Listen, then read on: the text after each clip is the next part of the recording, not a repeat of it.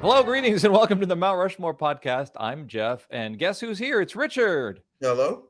and Michael. Howdy. Richard and Michael debate and deliberate a variety of topics, and this time around, it is non-major sports. What does that even mean? So I defined, and this was my topic. Yeah. So I defined non-major sport as basically, here's how I look at it. If you can walk into a bar, a sports bar, and you can reasonably expect to see that sport on TV there, then it's probably a major sport. Okay. Like if there's a big hockey match, Stanley Cup playoffs or something, you're going to see a hockey match on the TV at your local sport, Buffalo Wild Wings. Same thing with a soccer match, obviously football, baseball, basketball. So these are more the ones that either aren't on television, or even if they are on television, they're not something that you would see at a sports bar most of the time. Okay. I did a little bit of sourcing. I went to a few different websites like Google News or like Yahoo Sports, and I looked at all the different categories that they had at top: baseball, basketball, football, hockey, golf, race car, tennis, boxing / MMA. And I figured those are the ones that people are getting paid millions of dollars to play. Those are the ones, like Richard said, are going to be on your sports bar. You're going to be able to see them on like ESPN.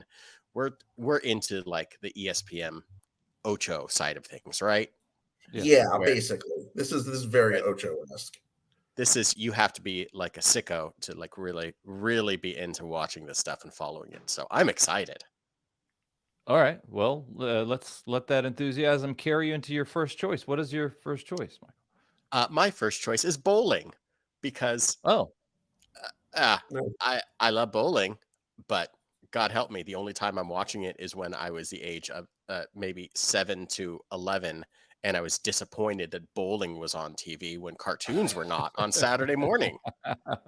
And like, there's no real reason to watch bowling. There's no real reason to go to a bowling match and have tickets to it. Bowling is fun to do at 10 o'clock at night with a bunch of friends. It's it takes a lot of skill. I'm not saying it's one of those things that like, oh, you can't be a professional at, you can't be skilled at it. I'm saying that like it is not in the top tier of like sports, not in the top tier of like, it's just not, it's exciting to get a strike. It's not exciting to watch a professional bowler bowl a strike because they should be able to, right? Like what prevents them? It's the lane pattern. It's the lane patterns, Michael. I see. Well, the oil patterns that are on the lane that can be especially tricky to figure out during the course of a game. Do you remember a few years ago, Richard, we talked about a bunch of like improvements to sports, and I had like a bunch of like nonsense. Bowling should have major improvements where like at a baseball field, like at a stadium, like, the outfield's a little bit different from stadiums. Like the infield is the same, right? 90 feet, but like the outfield, the walls are different. Same thing with bowling now. I've just decided bowling should have, you have to go to a certain lane and it's crazy. Like things go off to one direction. You have to like, it gets bigger or gets smaller, or like the pins are maybe like stacked in a different way. It's like a mini golf course, basically. Yeah. They have to bowl through a windmill. They fixed golf. A water feature to mini golf. They made it better, although it hasn't really caught on as like a major sport. They fixed it. Okay, bowling. I like it. As I think we have discussed, was something of a skilled bowler in my youth. Yeah. Before I honked my shoulder up.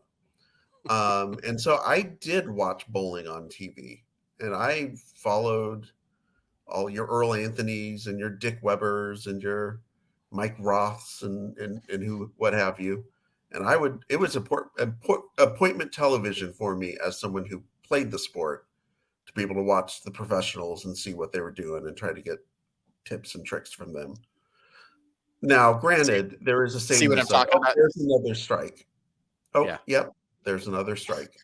Oh, he left the 10 pin. I wonder if he's going to. Yeah, he picked that up. It's a little bit different than watching us local yahoos at the bowling at the Lucky Strike bowling alley, where even getting the in for me anymore, just hitting the one pin is an achievement.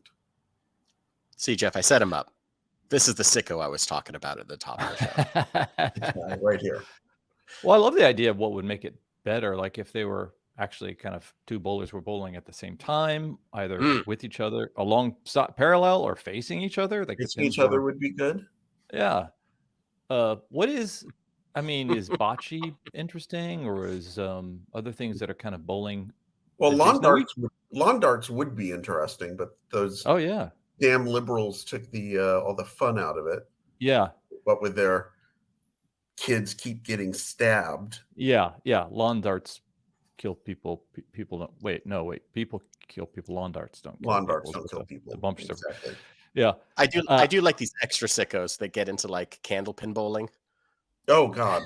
Super extra sickos right there. Where like the Dunkin' Donuts bowling. It's all the regional sicko, yeah. Yeah, like we're into bowling, but make it smaller and crappier. Okay, I can do that. We don't have enough space for like the lane to be an extra foot bigger, or the ball. You don't have this infrastructure. No? Okay. You guys are weird. It's the Northeast, so of course they're weird. They got to make it wicked hard.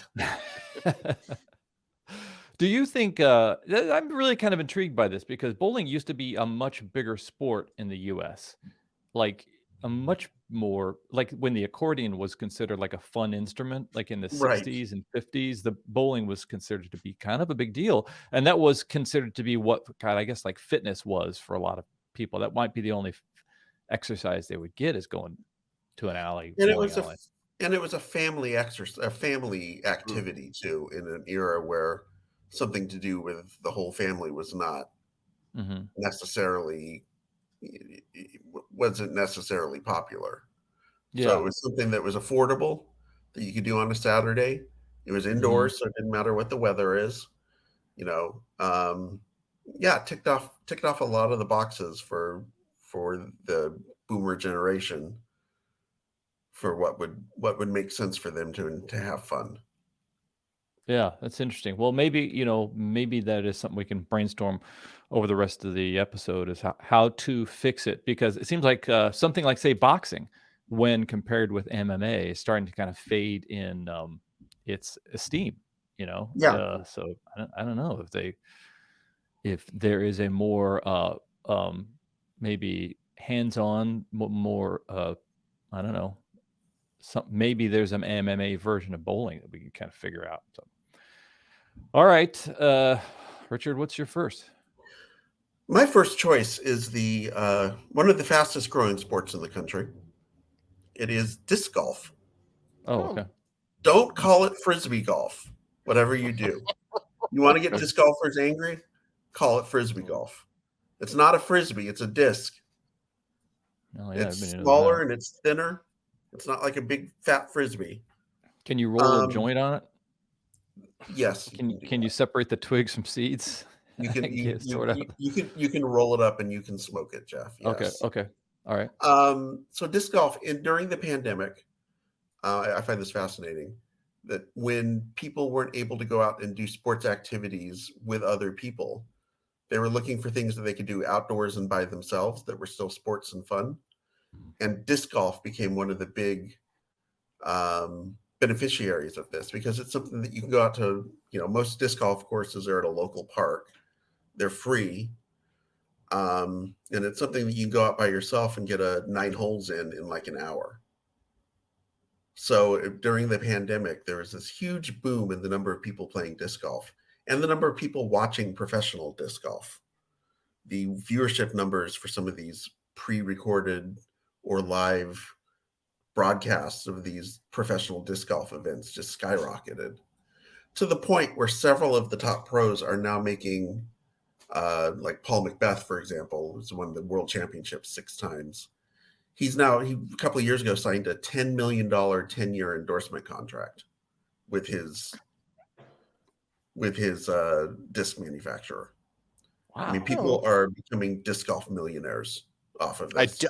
I do hope that the manufacturer of his his discs is the Frisbee brand. Like, I hope, of course, whammo. well, yeah, I hope that whoever are these people that are shooting themselves in the foot to distance themselves from, it's Frisbee. Oh yeah, it's Frisbee makes all this stuff. Do they have to wear? How often does Oh. do the announcers have to say during the presentation of said event, they're not stoned right now? Because I just assume everybody out there is just It's funny. stoned off their ass. You've got this mix of guys who I'm positive are stoners, Yeah. and then these kind of more preppy kind of guys Mm-hmm. that like who look like more like they're just ball golfers who got confused and wandered onto the wrong course. So that's sort of there's definitely a delineation between the two, the stoners and the non-stoners, if you will. But yeah, absolutely, it falls into the hacky sack world of sports that you will do while stoned. Much like bowling is a sport you will do when drunk, and you can add billiards or darts or things like that to it. Mm-hmm. This would be a stoner sport. It totally seems like. Now, Richard, you've done a little bit of this, right? Yes, I have, and I can sadly inform you that I was ridiculously sore by the end of playing a round. Oh, sure. I have in the last decade, I have done one round of like a real golf course, and like for 5 days, like my entire body was like falling apart. Like it just everything stopped working. My arms, my hips, my back, everything, just my leg, everything. So I have a question about equipment now. Yeah. I don't watch a lot, so I'm going to mock this a little bit. Are there different discs for different, like, do you have one that you're trying to throw 500 yards? Yes. And then do you have one that you're trying to basically putt with? Yes. You have a putter, you have your mid-ranges, and you have your drivers. Okay. Those are your 3 types. 3 types of Frisbees. Okay. So is there, yes. do you have a caddy that has to carry these like little things in like a little special bag? There is a backpack.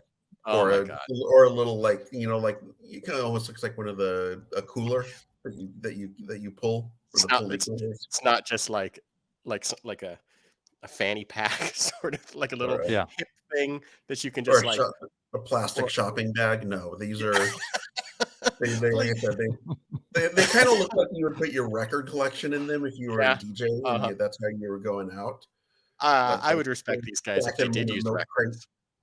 Or a milk crate, that's how they're carrying them around. But yeah, and then there's various within the realm of different drivers and mid-ranges and putters. There's different levels of flippiness and stability, overstability, understability. So most disc golfers have 10 to 20 discs in their bag at any one time. Amazing.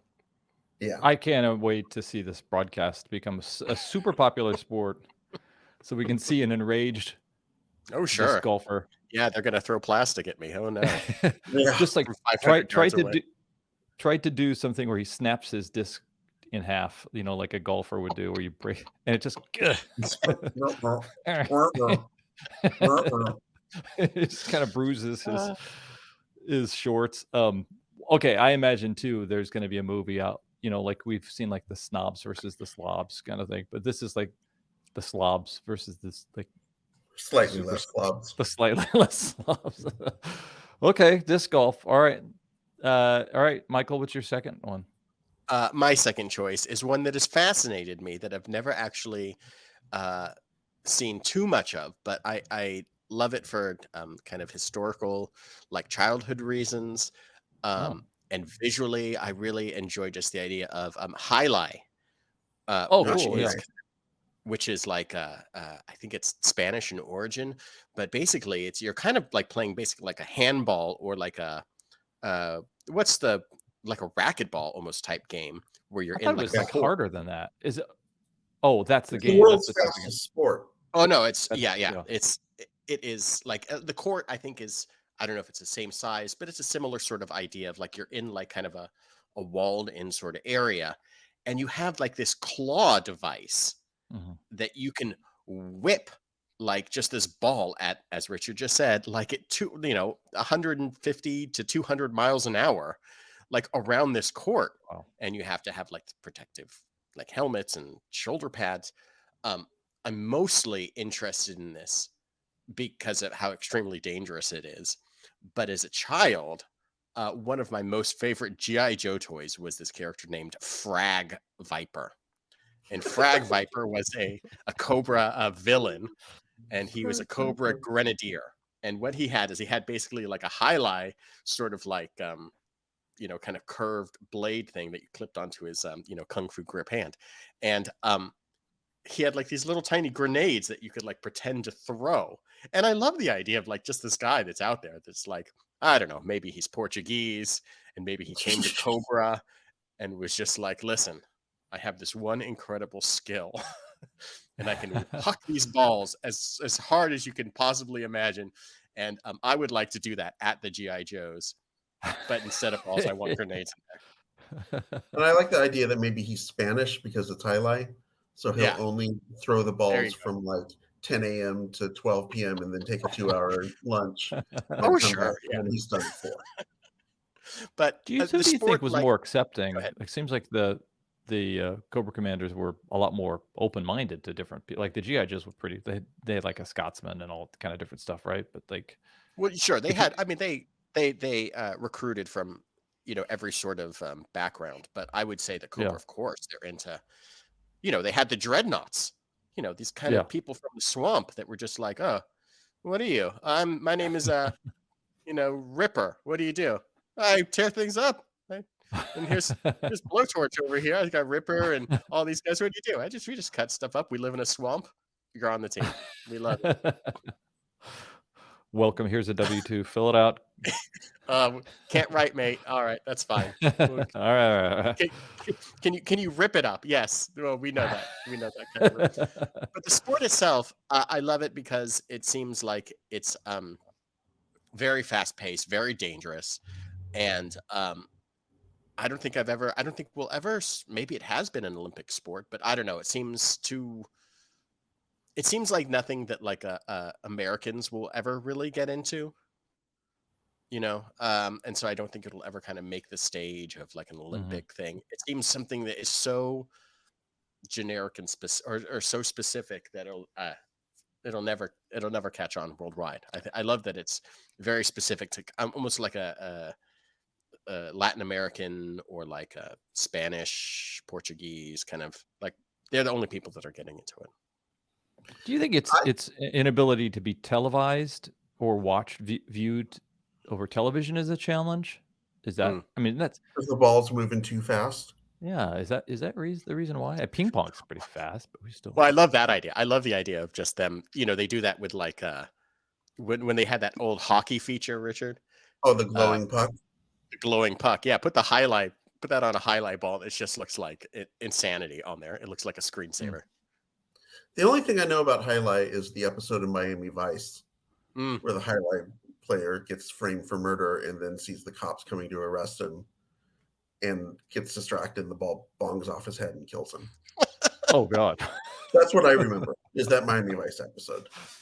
Give the people what they want, I think is the... Yeah, I mean, it's instead of Chekhov's gun, it's Crockett's highlight ball. If it makes an appearance in the first act, it has to hang off somebody's head in the third act. Okay, Richard, what's your second? All right, what is my second? My second is sprint car racing. So this is a very specific type of car racing. These are the cars that primarily run they can run either on dirt or pavement, but on short tracks, short ovals. And they're just very bizarre looking. They oftentimes have giant wings on the top. They're open wheels, so there's no fenders. They have kind of an open roll cage, so you can kind of see everyone inside what they're doing. And it's great. It's great. Some guy's just drinking a cola. Smoking a cigarette. He's just hanging out. He's picking his nose. Are you kidding me? There's some sprint cars right there for our video viewers. I grew up watching sprint car racing. I have an interest in auto racing, but sprint car racing is the one thing I was truly passionate about. I just think that it's a one of the big complaints that people, including myself, have about, like, say, NASCAR, is that it's 500 laps or 500 miles or however long a race is, man. That's too much. These races can go on for like 4 hours. And I like auto racing. I don't like 4 hours of auto racing. Yeah. That's too much. It's too damn much. And these sprint car races are typically anywhere between 20 and 30 laps. You know, the feature event of the night can maybe last a half hour long. That's a good amount of auto racing in any one sitting. And the tracks are like maybe a half mile long or shorter. And you've got 20 to 24 cars on the track for the main event. So you've constantly got cars passing each other and action and accidents and you know, cars next to each other and fighting for position.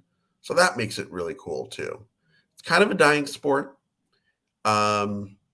Obviously, this is, if you go back to the early days of auto racing through, say, the 1960s, your guys like AJ Foyt and Mario Andretti and all these like huge names in American racing got their start racing sprint cars.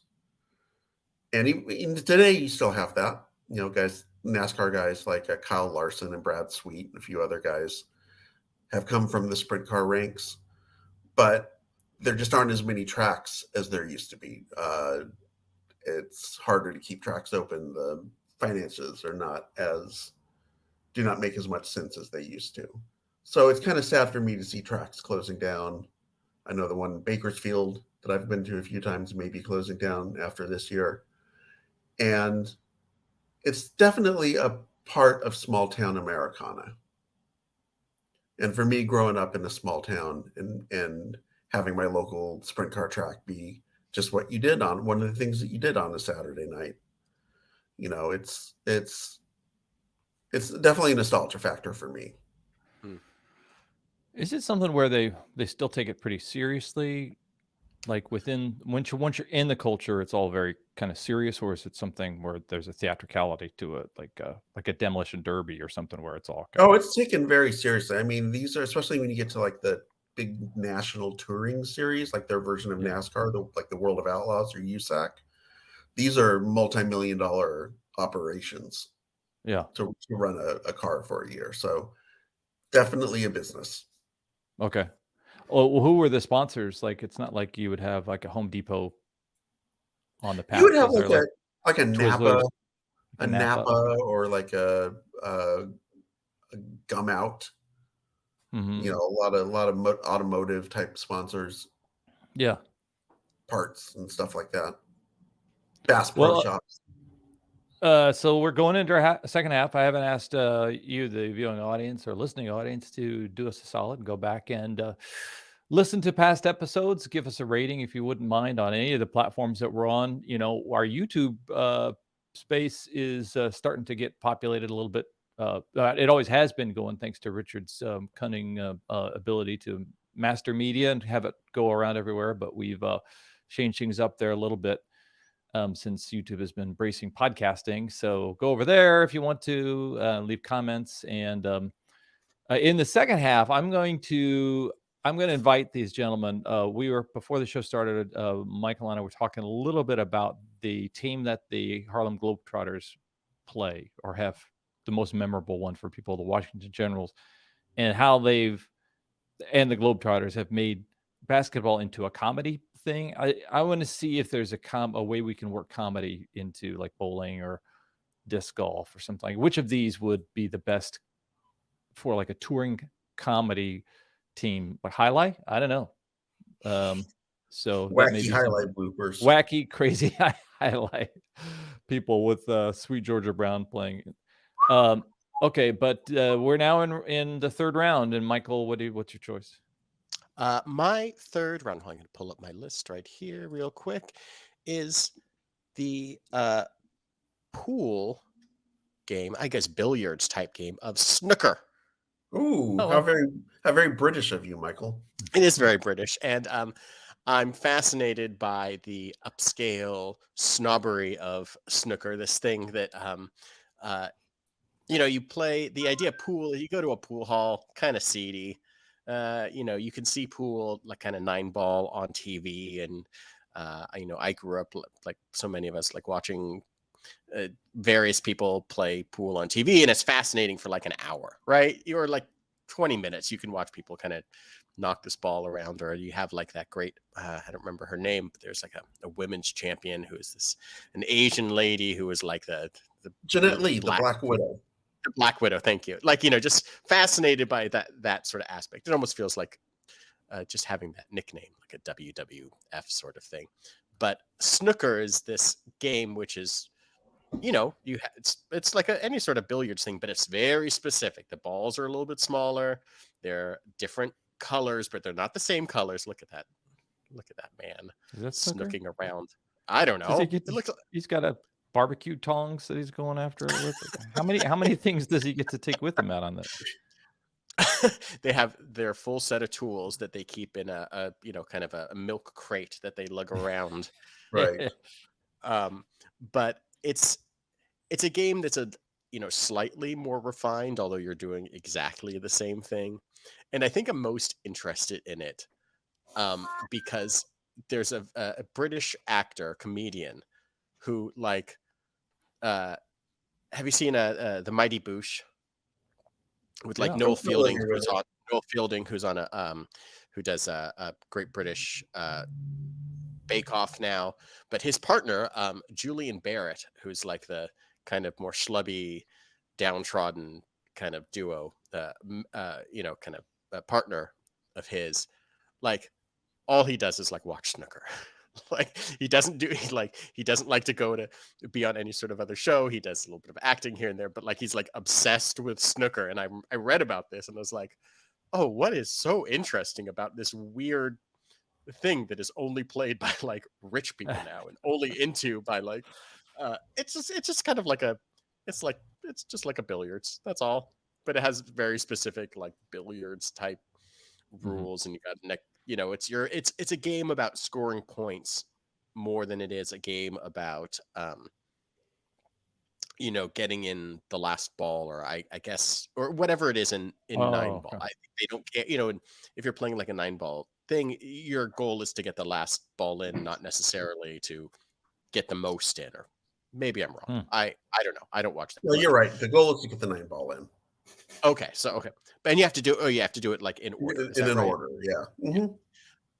But so it's more like a point-based thing, and the balls are small. But I just I don't know. It also could be that it's just the name snooker. And it's just so delightful, and it sounds so sweet, and it also sounds so British.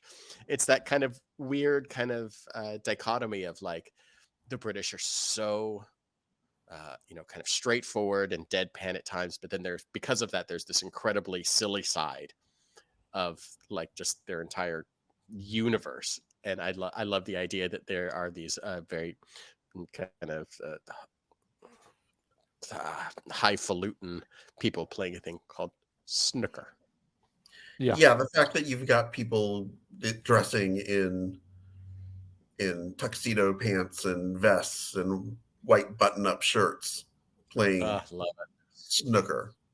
It's pretty great. Like they got to go do a set at the Magic Castle afterwards.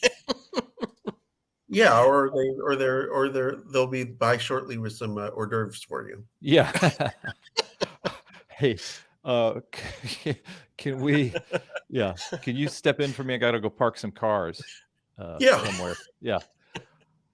I love that in all of these weird sports that there's some region where you can, in school, be on the team for this. Like there's probably a sprint car team in Alabama somewhere, right? Where you get a grade school, high school credit.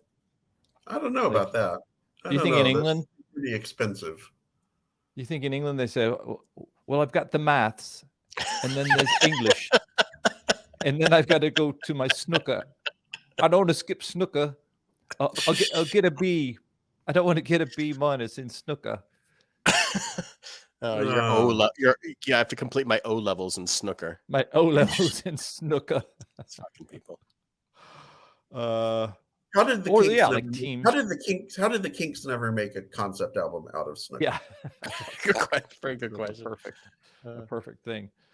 Richard, okay, funny snooker. Is there a funny comedy snooker team? I bet there is. It sounds like the or you can do trick shots. Yeah, that seems like that's an easy one. Yeah. I know there's trick shots in billiards, so yeah. All right. What's your third, Richard? My third one is pickleball. I was waiting for that. Another fast-growing sport. That I've never played nor understand. You sure you don't want to choose paddleball because it's been out there, just floating out there on the? I know you've had that up on the screen for a while now, but no, I'll go with pickleball. Okay. Which, from what I can tell, is played on a tennis court, but only using part of the tennis court. And you use a plastic ball, like a wiffle ball, and a big wooden paddle. Yeah. And it starts to sound, when you try and figure out the rules of it, it sounds suspiciously like Rolf Ball, a game that our former guest Scott Jones claims to have played in elementary school, but I don't think is a real sport. I'm still not entirely convinced that pickleball is a real sport either, even though millions of people apparently are playing it. And one of the reasons I picked this was because there are now, I should say, these feuds between tennis players and pickleball players. I love this. Over the rights to use the court. Because pickleball players are coming out and demanding to have X number of hours a day to be able to play pickleball. The tennis players are feeling like that their tennis courts are being overrun by pickleball players, and it's a big territorial pissing match. I love that, like cicada, like infestation of all of this stuff. I love that the tennis etos. What do you want to call them? What is a tennis player called? Tennis player. The tennisers. Tenistas. The tenistas, yes. The tenistas are up in arms over the people that want to play on that are playing like an abridged version of their game. It's being dumbed down. Like they can't believe they are so enraged by this. They're doing the same thing. They're hitting a ball with a paddle. Get over yourselves. And I like the fact that people. I mean, I appreciate pickleball in the standpoint that for people, especially the elderly, it gives them an activity to go do that's not as taxing on them. But wasn't tennis the sport for elderly people to play if they wanted to be active? Yes. Didn't that used to be it? So we basically decided that tennis, whoa, too much activity. Let's take that down a little bit. I don't know anything about pickleball, but the people who play it seem like they want to have sex with each other afterwards. Like it seems like a key party sort of thing. Yeah, like a key party thing. Like, hey, you want to go do this? And then it seems like there's a guy who's kind of a Lothario guy who's got a bunch of rackets. He's got all the gear, and it just seems like a pre-coitus kind of thing to me. I don't know. Say it's the horniest non-major sport. I'm glad I can make it creepy with that one. Okay, yeah. Michael, what's your fourth one? Okay, my fourth choice, gonna bring it up here. It's horse racing, but it's not just regular horse racing. It's that one with a little basket that's pulling them behind. It's harness racing. Yeah, harness racing. Yeah. That's weird. I enjoy harness racing because it doesn't feel like the horses are being run to death, because part of harness racing is the horses can't run their fastest. They have to run at a trot.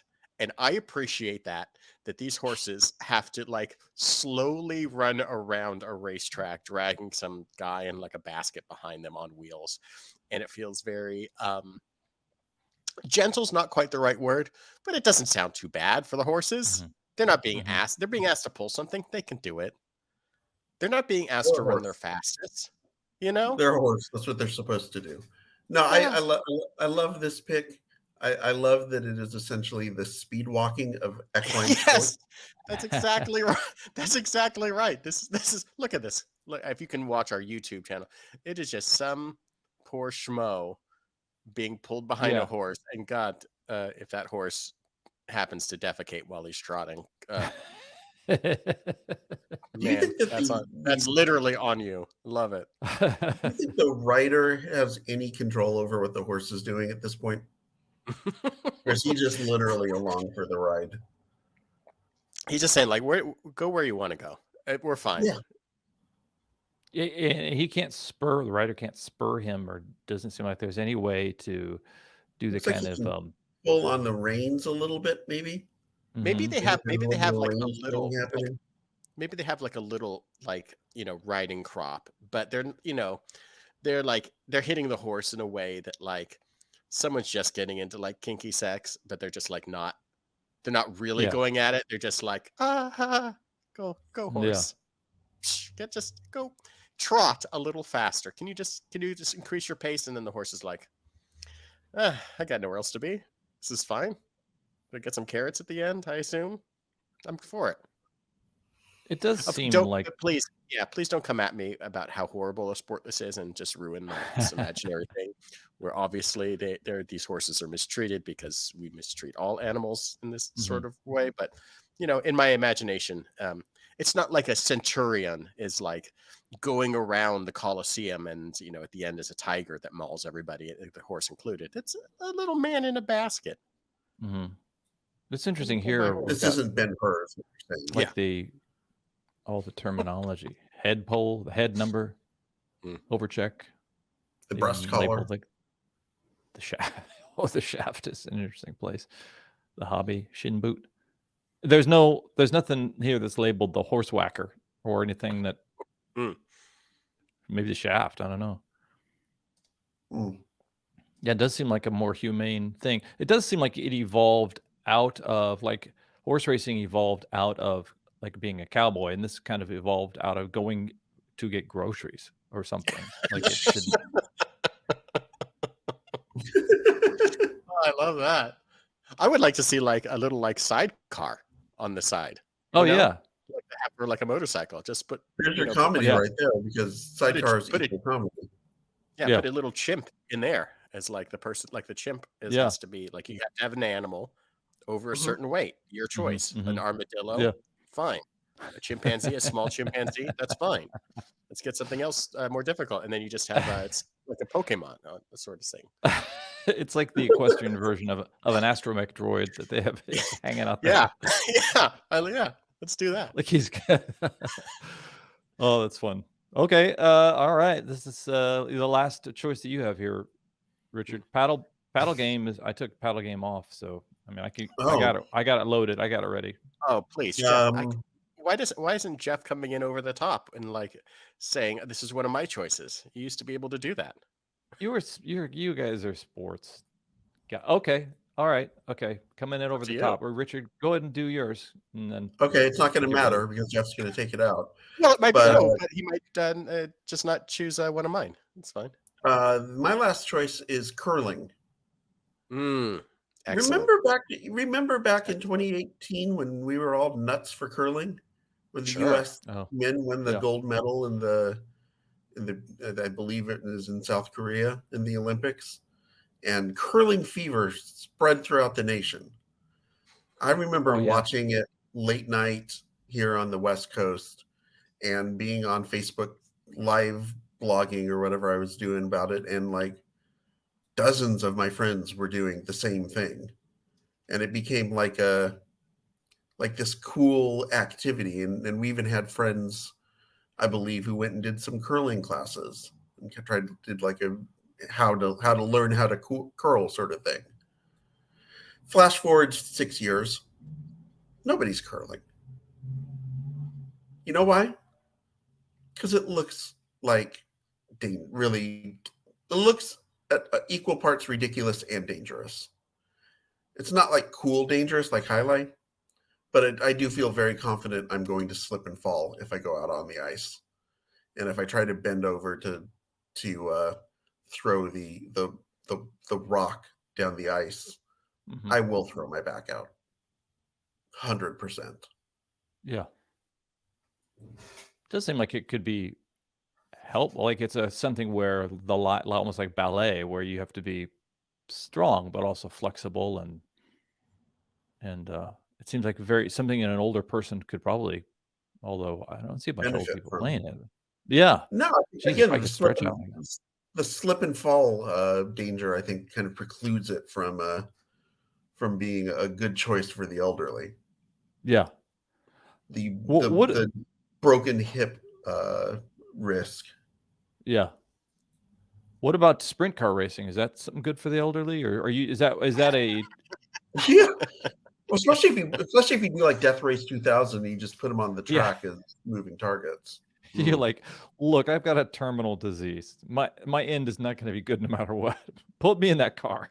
Put me in Well, at that least car." make it entertaining for everybody. Yeah, I wanna go out big. So no, not joking about that, of course. Okay, curling, alright, curling. All right. Well, coming in over the top, guys. It's something that started out as actually something in a novel, um, and a kind of conceptual thing that became a sport. But chess boxing. I've always Oh, been fascinated Nice. by chess boxing. Um, it was um, it was invented by French comic book artist Enki Bilal and adapted by Dutch performance artist Leppie Rubing as an art performance, and has since grown into a competitive sport. It's popular in the UK, India, Finland, and Russia. Um, but I think it's just amazing that we think of earlier we were talking about I think that the attributes that an athlete has to have, and you have to be good at boxing and good at chess at the same time. And I always think it's amazing to think that if you were losing in a round of boxing, but then you think, oh fuck, I got to checkmate this guy in this when we sit down and actually play chess, or I'm screwed. So So basically, the question is whether Gary Kasparov could run yeah, away from an actual yeah, boxer for 3 minutes yeah, as he chases yeah, him around the ring to go yeah, long enough to get to the chess part of it, where he yeah, could beat like him 2 times. Jerry Lewis running running away from Joe Yes, I Lewis. Yeah. picture Gary Kasparov and I Glavin. Oh, lady, don't hit me with a purse in the glove in the eye. Yeah, so that's my vote, which I'm kind of love it. fascinated by I chess like it. boxing because I'm good at neither. So I would just lose, and then they gotta kick my ass and then beat me in chess. So it would just be a nightmare. All right, well, we want to invite you to comment on the YouTube if you are watching this on YouTube or listening out on the podcast, to comment what you think your favorite non-major sport would be, and then let me know if you think I picked ones that you liked. But maybe it's because it's kind of a nostalgic thing for Richard, and it's talking about some of these oddball sports that are losing the war to other things. The sprint car racing, let's do that. Yeah. Yeah, and then just I remember as a kid watching commercials for, somehow they had commercials for Highlight on TV in Kansas City. I don't know why. No, I think it was when you won the Puerto Vallarta showcase on The Price is Price Right. is They Right. showed they showed like Highlight or something was like the sport that you were going to go watch Oh, For when Acapulco, that sounds like a very Acapulco sort of thing. Acapulco. Yeah, yeah. I think Hmm. that was and later on you realize that Bob Barker was just in the pocket of Acapulco. big Pulco. Yep. Big Pulco. Let's go with harness racing because it seems like something they would do in the Music Man. They're Good reason. yeah, they're eating taffy while they do that. And so I guess that's 3. And then I don't know, just because I hope old people do stay fit and are out there boning each other. Let's do pickleball. The best way Nice. to save it. Yeah. Nice. Wait, what was the 4th one, Richard? That was harness racing? No, the 4th one. Well, my You fourth did. one You was did I put curling. highlight. I screwed it up. Curling. Yeah. Okay. Oh well. Okay. All right. Well, This nope, has been perfect. Nobody's perfect. This has been the Mount Rushmore of non-major sports. I'm always Jeff. I'm Richard. I'm Michael. Highlight sponsor us.